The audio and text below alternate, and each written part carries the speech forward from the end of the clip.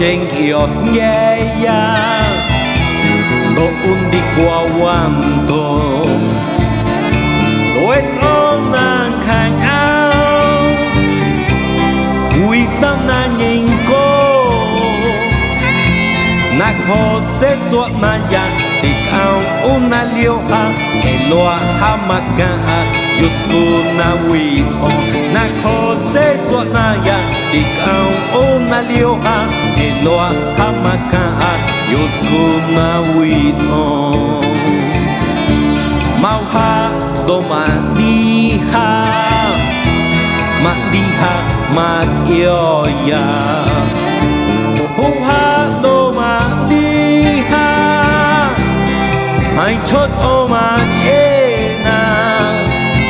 sẽ chạy kiến yol quê u mà cho ha đất yêu ya chạy nên khắc gắt yêu na khô dễ dọa na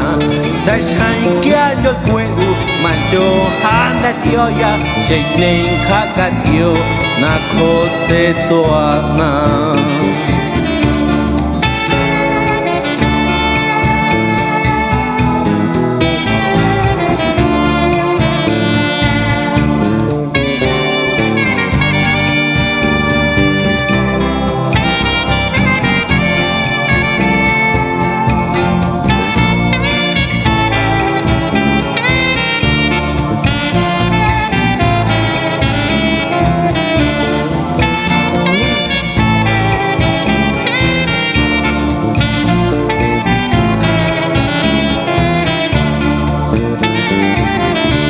Yosco trên yêu nhẹ nhàng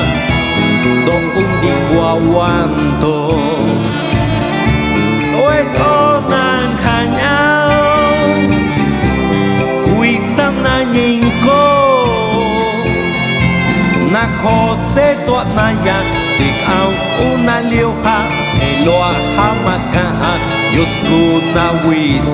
na khó dễ dọa na ya đi cao un na liêu ha e loa ha maka Yosco na quý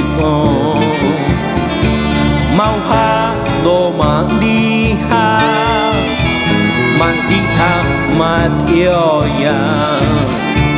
hu ha do ma đi ha hai chốt ô ma chê na sẽ chạy kiến yol quê u mà cho ha đất yêu ya chạy nên khá gắt yêu na khô dễ dọa na sẽ chạy kiến yol quê u mà cho ha đất yêu ya chạy nên khá gắt yêu na khô dễ dọa na